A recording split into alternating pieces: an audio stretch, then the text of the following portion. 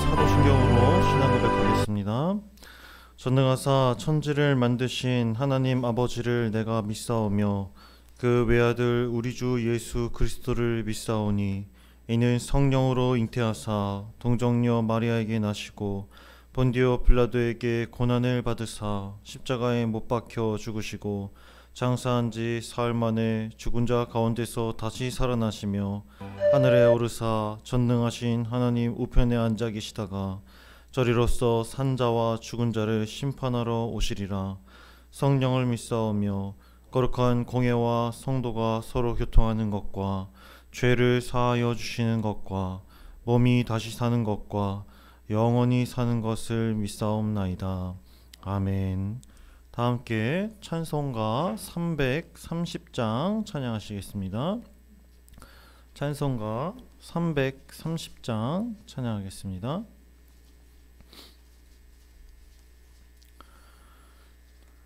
어두운 밤 시들이니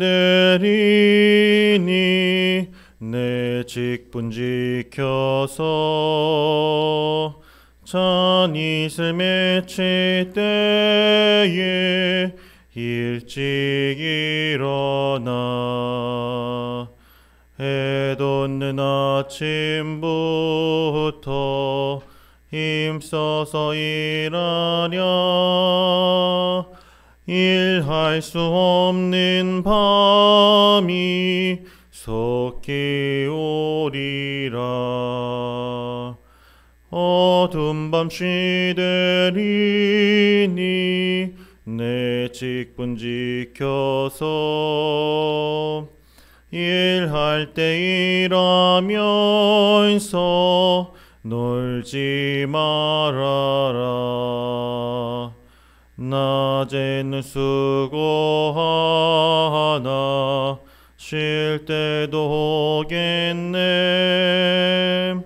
일할 수 없는 밤이 속히 오리라. 어두운 밤 시들이니 내 직분 지켜서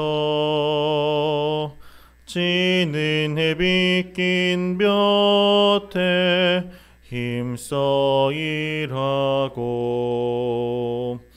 그 빛이 다하여서 어둡게 되어도 할 수만 있는 대로 힘써 일하라. 아멘. 오늘 함께 나눌 성경 말씀은 민수기 3장 14절부터 39절까지의 말씀입니다. 민수기 3장 14절부터 39절까지의 말씀입니다. 제가 봉독하겠습니다. 여호와께서 시내 광야에서 모세에게 말씀하여 이르시되 레위 자손을 그들의 조상의 가문과 종족을 따라 계수하되 1개월 이상 된 남자를 다 계수하라. 모세가 여호와의 말씀을 따라 그 명령하신 대로 계수하니라. 레위의 아들들의 이름은 이러하니 게르손과 고핫과 무라리요. 게르손의 아들들의 이름은 그들의 종족대로 이러하니 림니와 시므이요. 고핫의 아들들은 그들의 종족대로 이러하니 아므람과 이스할과 헤브론과 우시엘이요. 무라리의 아들들은 그들의 종족대로 말리와 무시이니 이는 그의 종족대로 된 레위인의 조상의 가문들이니라. 게르손에게는 림니 종족과 시므이 종족이 났으니 이들이 곧 게르손 조상의 가문들이라. 계수된 자 곧 1개월 이상 된 남자의 수요 합기는 7,500명이며 게르손 종족들은 성막 뒤 곧 서쪽에 진을 칠 것이요. 라헬의 아들 엘리아삽은 게르손 사람의 조상 가문의 지휘관이 될 것이며 게르손 자손의 회막에서 맡은 일을 성막과 장막과 그 덮개와 회막 휘장문과 뜰의 휘장과 및 성막과 제단 사방에 있는 뜰의 휘장문과 그 모든 것에 쓰는 줄들이니라. 고핫에게서는 아므람 종족과 이스할 종족과 헤브론 종족과 우시엘 종족이 났으니 이들은 곧 고핫 종족들이라. 계수된 자로서 출생 후 1개월 이상 된 남자는 모두 8,600명인데 성소를 맡을 것이며 고앗 자손의 종족들은 성막 남쪽에 진을 칠 것이요. 우시엘의 아들 엘리사바는 고앗 사람의 종족과 조상의 가문의 지휘관이 될 것이며 그들이 맡을 것은 증거계와 상과 등잔대와 제잔들과 성소에서 봉사하는 데 쓰는 기구들과 휘잔과 그것에 쓰는 모든 것이며 제사장 아론의 아들 엘르아살은 레위인의 지휘관들의 어른이 되고 또 성소를 맡을 자를 통합할 것이니라. 무라리에게서는 말리 종족과 무시 종족이 났으니 이들은 곧 무라리 종족들이라. 그 계수된 자 곧 1개월 이상 된 남자는 모두 6,200명이며 아비하일의 아들 수리엘은 무라리 종족과 조상의 가문의 지휘관이 될 것이요 이 종족은 성막 북쪽에 진을 칠 것이며 무라리 자손이 맡을 것은 성막의 널판과 그 띠와 그 기둥과 그 받침과 그 모든 기구와 그것에 쓰는 모든 것이며 뜰 사방 기둥과 그 받침과 그 말뚝과 그 줄들이니라. 성막 앞 동쪽 곧 회막 앞 해돋는 쪽에는 모세와 아론과 아론의 아들들이 진을 치고 이스라엘 자손의 직무를 위하여 성소의 직무를 수행할 것이며 외인이 가까이 하면 죽일지니라. 모세와 아론이 여호와의 명령을 따라 레위인을 각 종족대로 계수한즉 1개월 이상 된 남자는 모두 22,000명이었더라. 아멘. 본문은 레위 지파의 인구조사 내용을 소개합니다. 레위 자손에는 게르손, 고핫, 무라리 이렇게 세 개의 가문이 있었는데 이들은 각기 다른 직무를 감당했습니다. 본문은 그들에게 각각 부여되는 임무를 소개하는 것이 특징입니다. 따라서 이 새벽 본문이 가진 특징을 중심적으로 살펴보면서 하나님이 우리에게 주시는 뜻과 교훈이 무엇인지 함께 생각해 보겠습니다. 14절부터 20절까지의 말씀은 레위 자손의 가문에 대해서 설명합니다. 먼저 이스라엘 인구조사에서 빠졌던 레위인들의 숫자를 계수합니다. 여기서 본문이 첫 번째로 강조하는 것은 레위인의 인구조사가 하나님께서 직접 모세에게 명령하셔서 시행된 일이라는 점입니다. 중요한 것은 하나님은 특별히 레위인은 일반 이스라엘 백성들과는 다른 방법으로 계수하도록 명령하신 것입니다. 보통 이스라엘 백성들은 20살 이상으로 전쟁에 나갈 수 있는 사람을 인구수에 포함시켰지만 레위인들은 태어난 지 1개월 이상 된 모든 남자 아이를 계수하는 것이 일반 이스라엘 백성들의 계수법과 다른 점이었습니다. 하나님이 레위 족속에 1개월 이상 된 모든 남자를 계수하도록 한 이유는 무엇 때문일까요? 41절 말씀을 보면 알 수 있습니다. 제가 읽겠습니다. 나는 여호와라. 이스라엘 자손 중 모든 처음 태어난 자 대신에 레위인을 내게 돌리고 또 이스라엘 자손의 가축 중 모든 처음 태어난 것 대신에 레위인의 가축을 내게 돌리라. 레위인들은 출애굽 당시 장자의 죽음 재앙에서 하나님께 바쳐진 것으로 간주된 이스라엘 백성들의 장자를 대신하여 하나님께 드려진 존재들이었기 때문입니다. 그리고 21절부터 26절까지의 말씀은 게르손 자손의 직무를 소개합니다. 게르손 자손은 림니와 시므이 가족으로 나뉩니다. 그들의 수는 태어난 지 1개월 이상 된 남자 아이를 계수하니 총 7,500명이었습니다. 게르손 자손은 성막 뒤편인 서쪽에 진을 쳤는데 게르손 자손이 처음 소개되는데 성막 뒤편에 위치한다는 점이 조금 특이합니다. 왜냐하면 3장 말씀에서 게르손 자손이 제일 먼저 언급이 되는 것은 그가 장자이기 때문입니다. 그러나 가장 중요한 직무는 게르손 자손이 아니라 고앗 자손에게 주어지는데 학자들은 그렇게 된 이유를 모세와 아론 둘 다 모두 고앗 자손이기 때문이라고 말합니다. 이어서 24절 말씀에서 게르손 자손의 족장으로 라엘의 아들 엘리아살이 소개됩니다. 게르손 자손의 공식 직무는 회막과 장막, 덮개와 회막, 휘장문과 뜰의 휘장, 그에 해당하는 줄들을 책임지고 관장하는 일이었습니다. 성막에는 총 4개의 양장막이 있었는데 가장 안쪽에 있는 것은 지성소를 면하는 것으로 3배로 만든 실에 청색, 자색, 홍색 실을 섞어서 그룹을 수놓았고 그 위 휘장은 염소털로 제작한 실을 사용했습니다. 나머지 2개의 양장막은 덮개에 해당되었습니다.